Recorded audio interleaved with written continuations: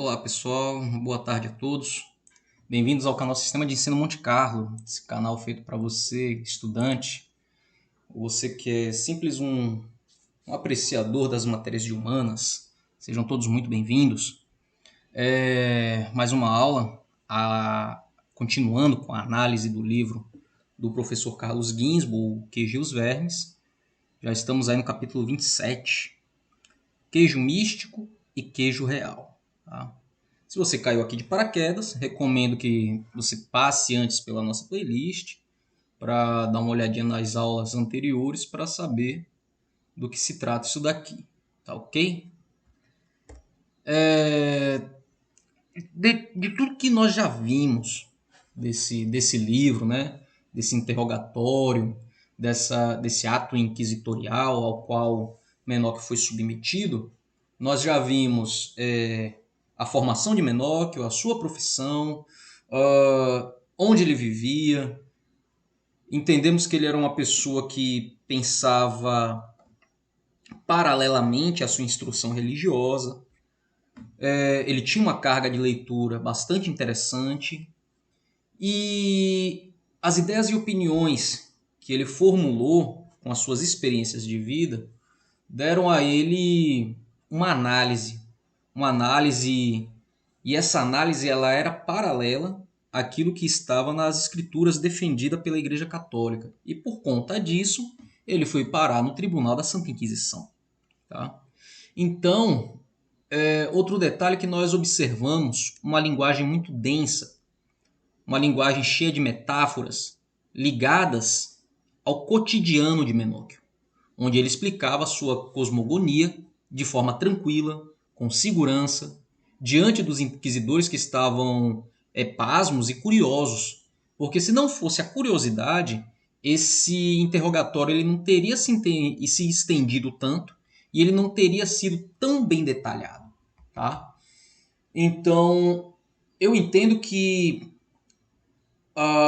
as opiniões de Menocchio traziam uma curiosidade, e como é um momento em que está ocorrendo a contra-reforma religiosa, os formadores de opinião da Igreja Católica, os líderes da Igreja Católica, precisavam saber duas coisas. Primeiro, se Menocchio trabalhava sozinho nas suas opiniões, e segundo, de onde foi que partiu essas ideias. Tá? Apesar da grande variedade de termos teológicos, um ponto ele permanece constante. Menocchio ele se recusa em atribuir à divindade a criação do mundo. E, ao mesmo tempo, a obstinada reafirmação do elemento aparentemente bizarro, né? O queijo, vermes anjos, nascimento a partir do processo da fabricação de queijo, né? A putrefação. E isso tudo talvez seja possível detectar um eco que vem do trabalho de Dante Alighieri, que é a Divina Comédia. Mais especificamente, o capítulo 10, Purgatório, vermes nascidos para formar angélica borboleta. Sobretudo porque o comentário de Velutello sobre esse verso, angélica, divina, tendo sido criado por Deus para preencher os lugares que os anjos negros perderam, expulsos do céu, está reproduzido literalmente numa outra passagem da cosmogonia de Menocchio, quando ele dizia: "E esse Deus fez depois Adão e Eva e o povo em multidão para preencher os lugares dos anjos expulsos." Seria estranho que a convergência de outras coincidências numa única página fosse obra do acaso. Mas se Menocchio tivesse lido Dante, talvez para conhecer um mestre em verdades religiosas e morais, porque justamente o verso "vermes nascido para formar angélicas borboletas" ficaram marcados em sua mente. Na verdade, Menocchio não havia retirado sua cosmogonia dos livros.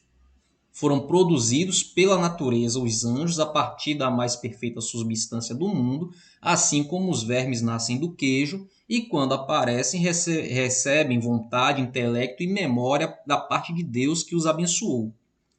Isso parece claro pela resposta de Menóquio, né, que a insistente remissão ao queijo e aos vermes tinha uma função puramente alegórica, uma função analógica, explicativa, um ludismo, né? A experiência cotidiana do surgimento dos vermes, do queijo putrefato, servia para Menóquio explicar o nascimento dos seres vivos. Os primeiros e mais perfeitos foram os anjos, nascidos do caos, da matéria grande e indigesta, sem recorrer à intervenção de Deus. O caos procede à Santíssima Majestade, que não é melhor definida do caos nasceram os primeiros seres viventes, os anjos e mesmo Deus, que era o maior de todos, por geração espontânea, produzida pela natureza. Olha que interessante. A cosmogonia de Menóquio era substancialmente materialista e tendenciosamente científica. A doutrina da geração espontânea da vida a partir do inanimado, compartilhado por todos os intelectuais do tempo, e que continuaria sendo até os experimentos de Francisco Redi, mais de um século depois, era de fato mais científica do que a doutrina da Igreja no que concerne à criação baseada no Gênesis. Walter Raleigh, em nome da experiência sem arte, pôde relacionar a mulher que faz o queijo. Observe que o termo queijo ele já aparece mais uma vez, só que agora a partir de uma outra mente, Walter Raleigh. E o filósofo natural, ambos sabem que o coalho faz coagular o leite na batedeira, mesmo não sabendo explicar por quê.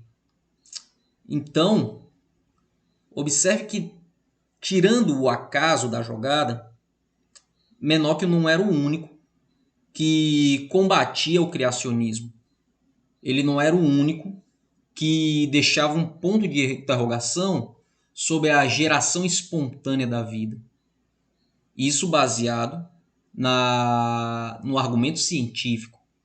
Observe que Menóquio, mesmo ele sendo instruído pela igreja, mesmo ele convivendo com contemporâneos que eram oprimidos pelo monopólio religioso, ele tinha acesso a leituras de pessoas que tinham teorias parecidas com a dele anteriormente a ele, e que por isso ele se desprende ou tem um pensamento paralelo àquilo que a instituição religiosa determinava.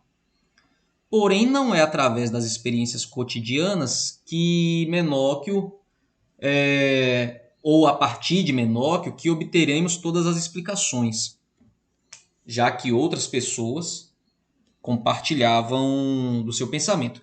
Talvez melhor dizendo, elas não explicam nada.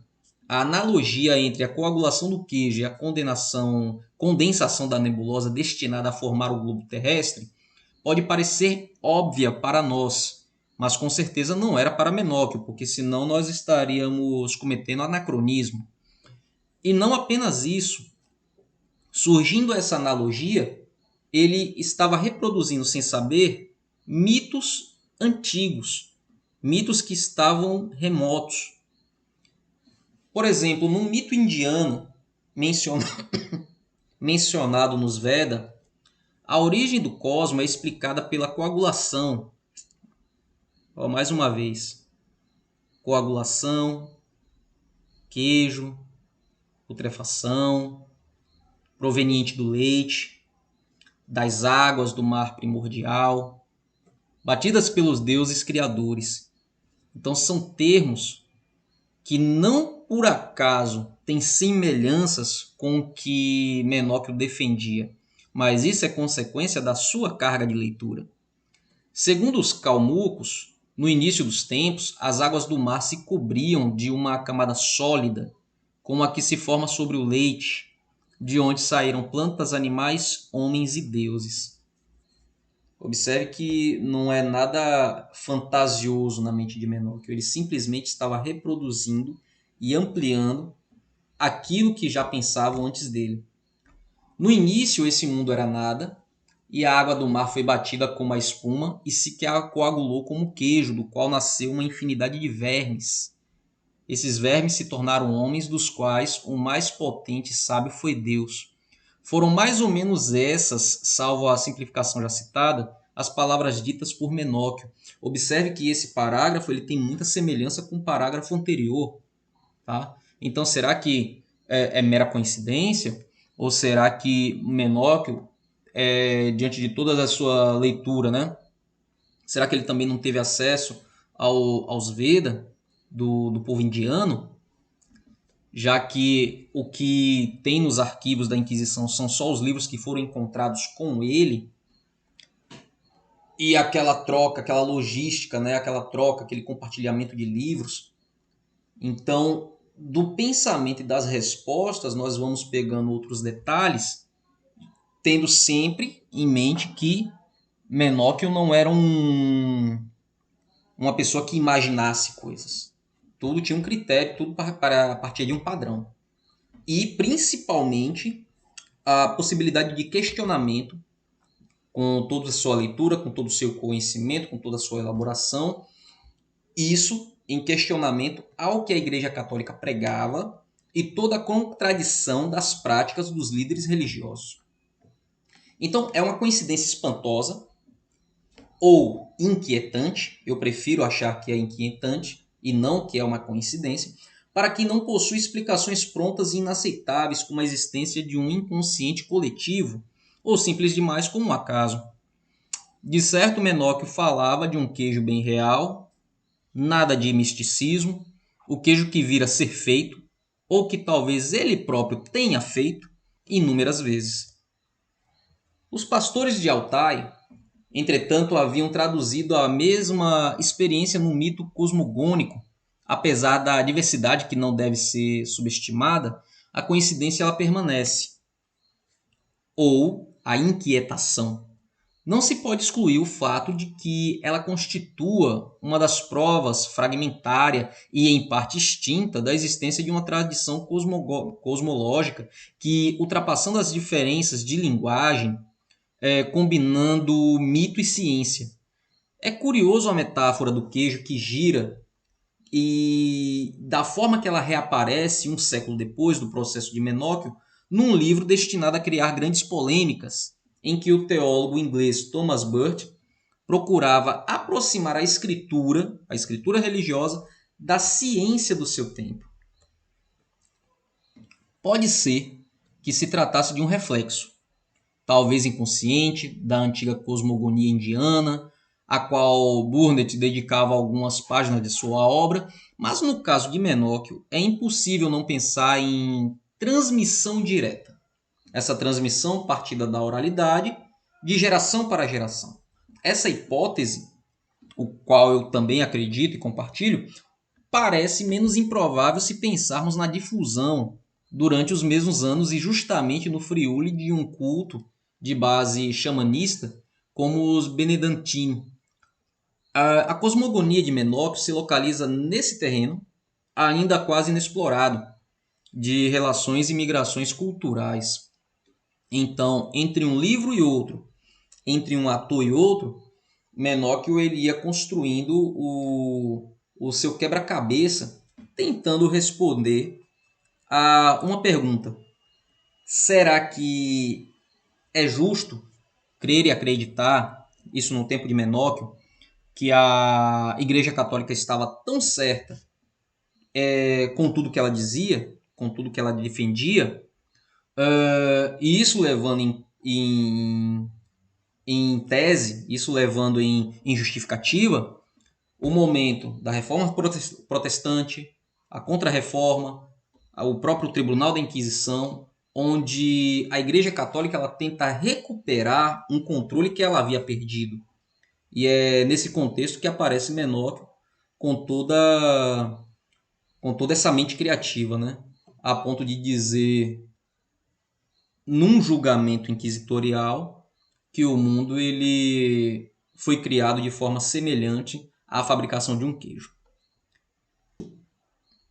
Nós vamos continuar com a análise do livro e se você chegou até o final, considere se inscrever no canal Sistema de Ensino Monte Carlo, considere deixar o seu like, seus comentários, suas sugestões. Se você quer ver outros trabalhos como esse, análise de outros livros, ajude a formar, né, o conteúdo aqui do nosso canal. É a sua participação que mostra as relevâncias do nosso canal para a plataforma do YouTube. Fiquem todos bem, até uma próxima.